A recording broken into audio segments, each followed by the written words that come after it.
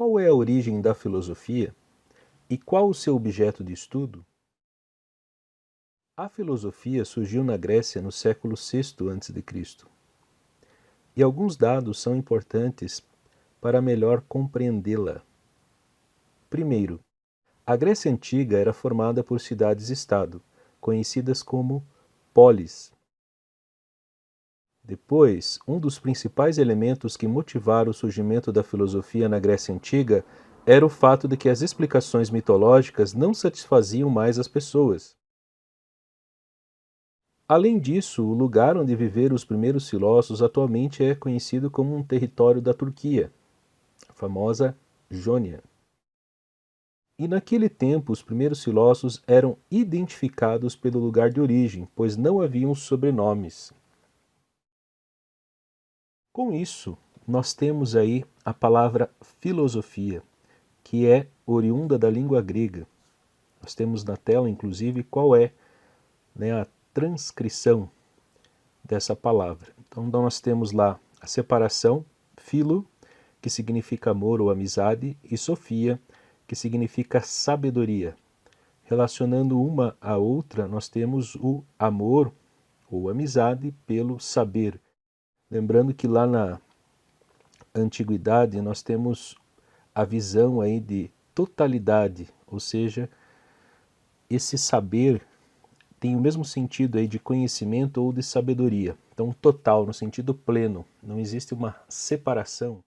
E o importante para vocês saberem é que esse termo foi utilizado pela primeira vez pelo filósofo e matemático Pitágoras, no século V a.C., conforme há, inclusive, registros das narrativas de Cícero e Diógenes Laércio.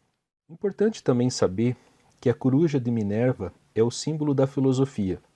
Quando nós falamos então desse símbolo da filosofia, eu quero aproveitar para mencionar a todos que na compreensão de muitos foi com o filósofo alemão Hegel, e a referência que ele faz à coruja de Minerva, que levanta voo somente ao entardecer, que esse animal se tornou de fato um símbolo da filosofia.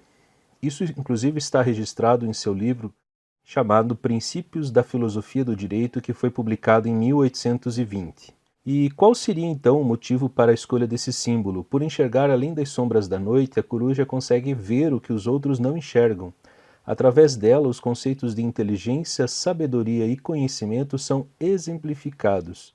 E no caso aí, Minerva é a deusa romana, que equivale, equivalente a Atena, deusa grega da sabedoria. E aí a pergunta que fica é: qual é o objeto de estudo da filosofia? Quando falamos em objeto de estudo de alguma disciplina ou determinado tipo de conhecimento, devemos ter em mente que se trata daquilo do qual ela se ocupa. Por exemplo, quando falamos da matemática, os números são os elementos dos quais ela se ocupa. E assim poderíamos falar de todas as demais matérias. Em outras palavras, quando perguntamos sobre o objeto de estudo da filosofia, estamos perguntando sobre o que ela pretende investigar. Qual é o seu campo de pesquisa ou de análise? E aí, qual seria? Essa é a pergunta por excelência. Na verdade, não se tem consenso sobre esse assunto.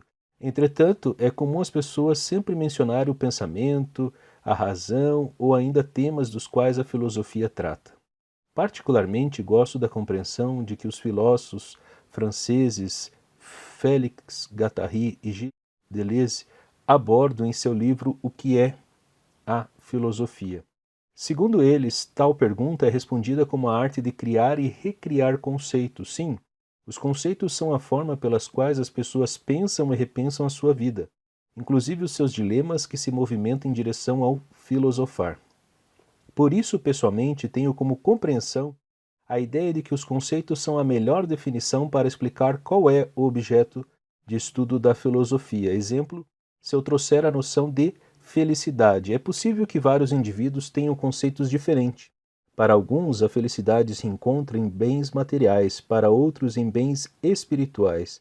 Outros ainda podem defender a ideia do meio termo ou do equilíbrio. Assim temos como itinerário que a filosofia surgiu na Grécia. Tem uma história da qual nós veremos em outras aulas e segue até o nosso cotidiano.